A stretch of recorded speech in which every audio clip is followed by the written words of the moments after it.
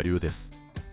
このロット、今から遡ること4年前、コロナ禍で暇を持て余してた時期に、ロット作りの右も左もわからない状態で、ダイソーの1000円ロットを改造したものです。約4年間、いろいろな魚を釣って楽しみました。上段半分で作った竿で、当然、すぐに折れると思っていたのですが、意外に大きな魚を釣っても平気で、グラステレスコピック特有のしなりが逆に面白くて、メインでこの竿を使うこともしばしば。今でも現役、私のお気に入りです。特に携帯性に優れた伸縮するリアグリップが気に入っているのですが、気に入らない点もいくつかあります。まず、穂先部分が少し硬いこと。元の金属パーツを流用したらとんでもなく錆びたこと。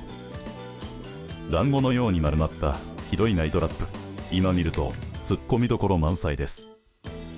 あれから4年経過して少しは上達していると信じたいものです。今ならもう少しマシなものが作れる気がします。ということでちょっとダイソー行ってきます。皆様おなじみ、ダイソーの釣り竿、リール付きで1000円です。まずはガイドを外します。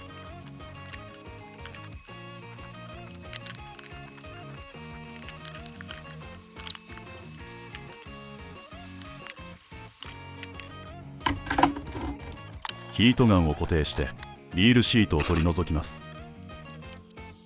なぜかグリップ部分はヒートガンで熱を加えてもなかなか軟化しない接着剤が使われていて、正直全工程でこの作業が一番大変です。無事にガイドとグリップ、リールシートを取り外せました。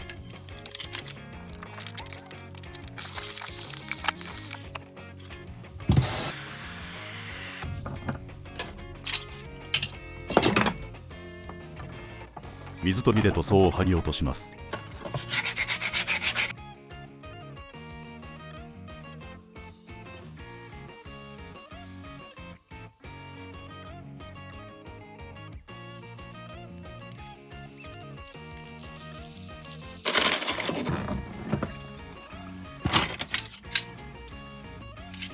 きれいになりました。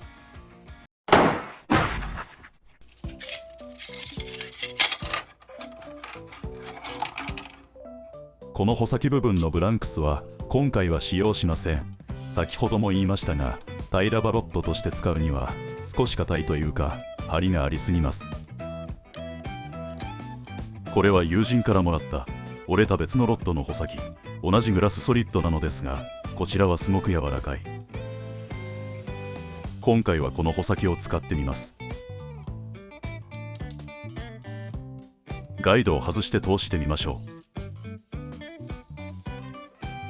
サイズぴったり。いい感じのしなりです。これなら平らバロットとして十分使えそうですね。ただ色が少し気に入りません。白のままでも良いのですが、実はチャレンジしたい塗装法があります。その塗装方法はしごき塗装というもので、余分な塗料をゴムなどでしごき取る古来からの塗装方法。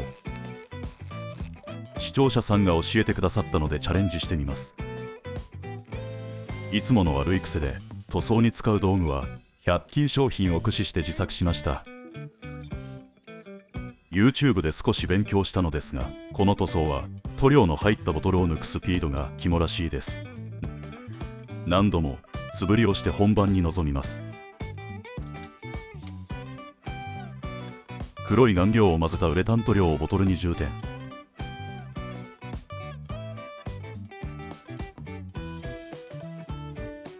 ブランクの周りに塗料が溜まっているのが分かりますか？それではいきます。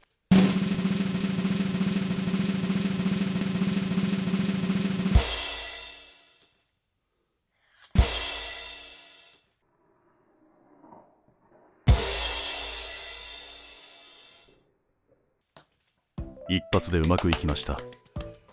刷毛塗りなどでよくあるムラが全くなく綺麗な光沢。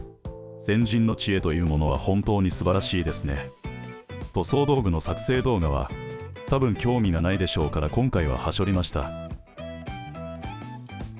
穂先以降の水研ぎしたブランクスもひごき塗装したいのですが、テレスコピックとの相性があまり良くないらしいので、今回は透明なウレタンを溶剤で薄め、スポンジでこする薄いコーティングに留めておくことにします。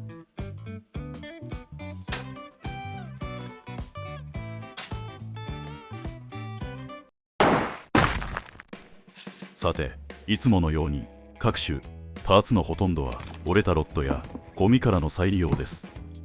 リールを固定するこのナットも折れたロッドから取り出したものですが、今回作るロッドのイメージカラーは赤、金でも悪くはないのですが、他のパーツとの調和を狙ってこの溝の部分に赤いスレッドを巻いてコーティングしてみようと思います。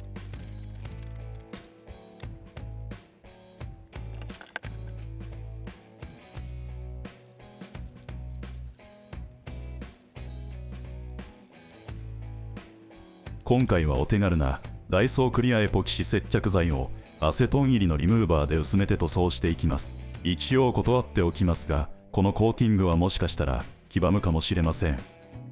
実験も兼ねておりますので、今はまだ真似をしない方が賢明です。まあ雑な部分もありますが、許せる範囲で良い感じです。毎回見つけるのが大変なパーツ、それが稼働するリアグリップ部分のブランクです。オリジナルの一番太いブランクの外側にかぶさるサイズ。今回は古い投げ竿のブランクがぴったりでした。テレスコピックロッドは竿尻にキャップが必要なのですが、今回はこれを使います。これはテトラタイのゴミたまり。おそらくは穴釣り用の竿が折れて捨てられたもの。持って帰るのを躊躇するくらいボロボロでしたが、移植できる部位が取れて嬉しい。この成功体験によってさらにゴミを集める習慣が一層加速しそうな予感がします。いずれゴミ屋敷の主人になってしまうかもしれませんが、その時はその時で YouTube にゴミ屋敷チャンネルを新設して毎日集めたゴミの動画を配信させていただきます。まあそれはさておき、初めての試み、電動ドライバーを固定して EVA のグリップを削りテーパーをつけてみたいと思います。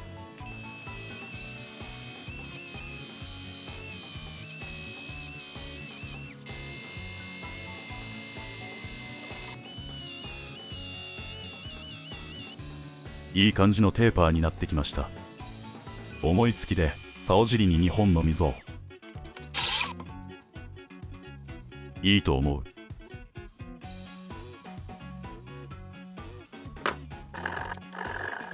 可動式グリップをリールシートに固定する仕掛けを作ります。リールシートのネジ部分を3巻きほどでカット。リアグリップのブランク先端に固定。組み立ててみましょう。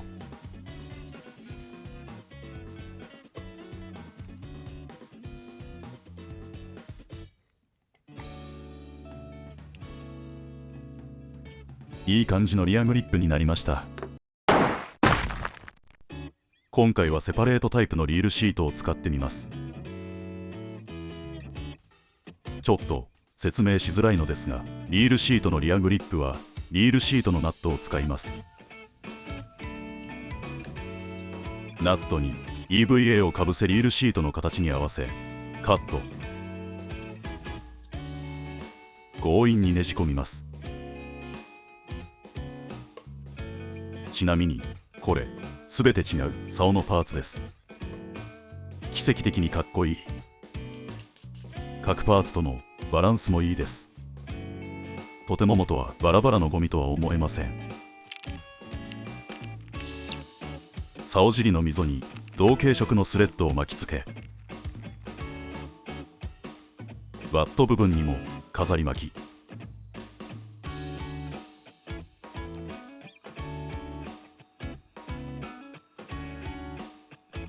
ガイドラップにもピンラインを入れました。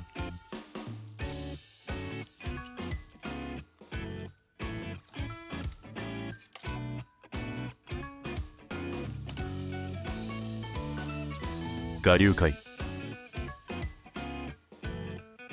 すべてをダイソークリアエポキシ&アセトンリムーバーでコーティングします。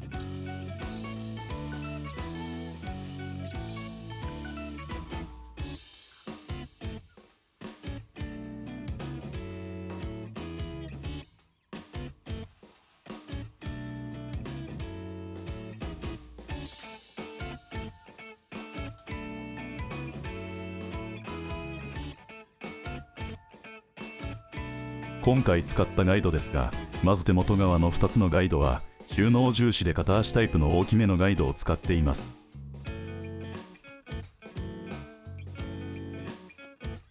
続いて第5第6ガイドは誘導式。なんとこれはリサイクルです。少しだけ穴の大きさを調整しましたが十分使えます。第4ガイドは程よいサイズを固定。そして第3第2第1の誘導ガイド、これは唯一購入しました。ここはさすがに後継のシンデレラフィットはありませんでした。そしてトップガイドはライターで炙った後も生々しいこちらです。スレッドを巻きつける足がついたものですね。ということでダイソーのリール付き1000円ロッドはゴミや廃棄パーツをまといながら元の姿が想像できない平場ロッドへと姿を変えました。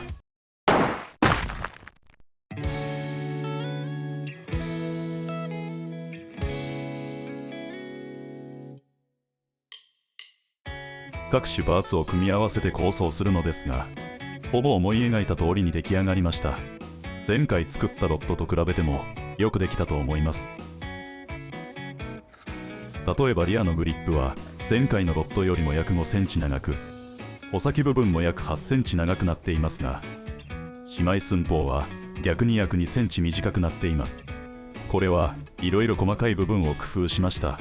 特にこの部分、以前のバット側のガイド2つは両足タイプのガイドの上にお団子ラッピングでこのようにかさばる姉妹状態でしたが、今回のものは片足のガイドを使った上にかなり薄いタイトなラッピングを施したため、どちらのガイドラップもブランク内に収まり姉妹寸法に大きく貢献しています。プライムセールで3980円で購入したアブのブラックマックスとの調和も素晴らしい。ということで早速実況行ってきます。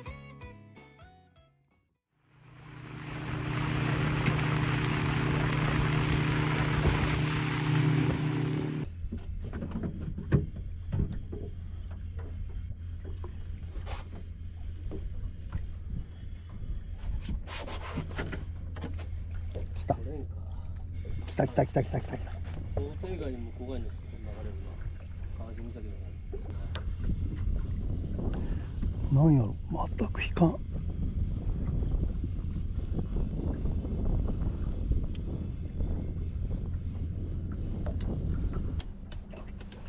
う成長気がする。来た来た。違った？ああ。ああ。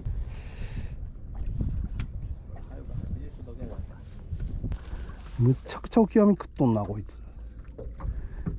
じゃじゃーん。ありがとう、今日もありがとう。俺のフィールドテスターよっ。はい、むっちゃ虫がついてますけど、まあいいでしょう。いらんよイラくん。あ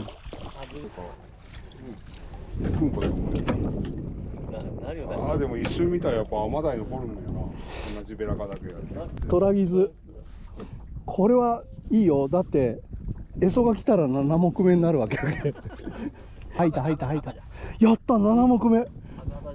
それはいいよ、持って帰っても。はい、7。7よね。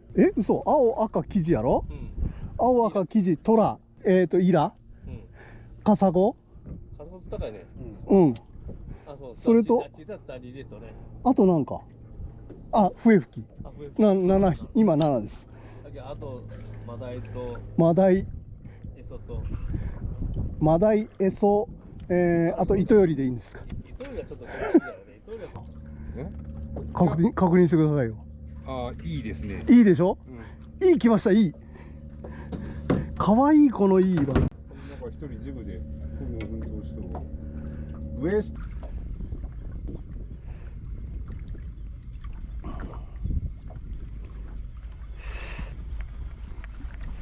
本ね。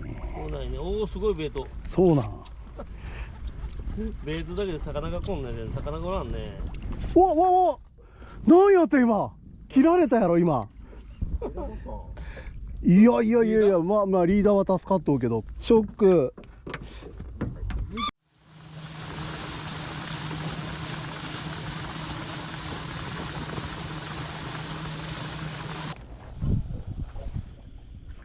結構飛ぶ。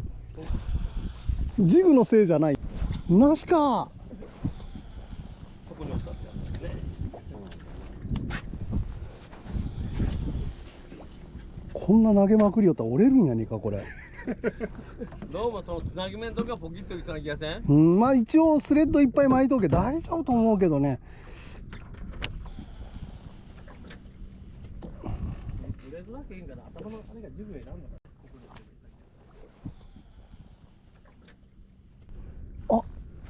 やったー、たまたまです